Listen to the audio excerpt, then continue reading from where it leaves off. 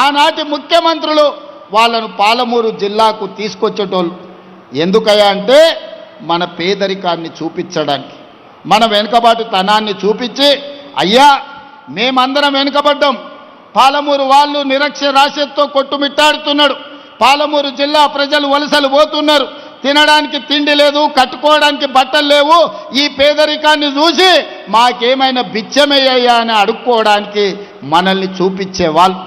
ఇది ఎంత బాధాకరమైన విషయమో ఒక్కసారి ఆలోచన చెయ్యండి.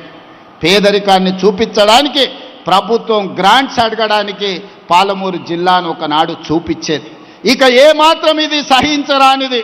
మన పేదరికం కాదు, మన అభివృద్ధిని చూపించాలి, మన చదువులను చూపించాలి, మన విజ్ఞానాన్ని చూపించాలి, మనం కట్టుకున్న ప్రాజెక్టులు చూపించాలి. మన ప్రాంతంలో ఐఐటీలో చదువుకున్న వాళ్ళు, ఐఐఎంలో చదువుకున్న వాళ్ళు, ఐఏఎస్ ఐపీఎస్లు అయిన వాళ్ళను పాలమూరు జిల్లా నుంచి ఈరోజు దేశానికే సేవలు అందిస్తుందని మన అభివృద్ధి చెందిన ప్రాంతంగా మనల్ని చూపించుకోవాలి. ఈ అవకాశం మళ్ళీ మళ్ళీ మనకు రాదు. వచ్చిన అవకాశాన్ని అందిపుచ్చుకోవాలి.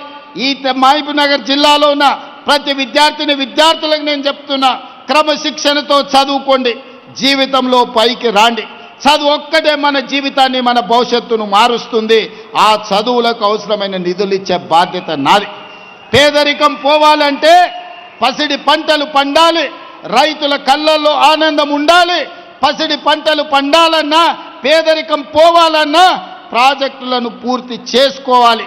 అందుకే ఈనాడు పాలమూరు రంగారెడ్డి ఎత్తిపోతల పథకాన్ని, ఈనాడు ఎస్ఎల్బిసి పథకాన్ని, ఈనాడు మక్తల్ నారాయణపేట కొడంగల్ ఎత్తిపోతల పథకాన్ని, లేకపోతే జూరాలలో పెండింగ్ ఉన్న పనులను అన్నిటినీ పూర్తి చేయడానికి, ఆర్డిఎస్ ప్రాజెక్టును పూర్తి చేయడానికి, ఆ పెండింగ్ పనులను అన్నిటిని కూడా పూర్తి చేసే బాధ్యత ఈ ప్రభుత్వం తీసుకుంటుంది.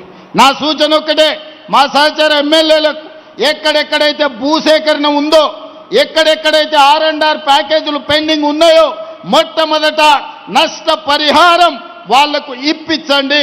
నిన్నగాక మొన్న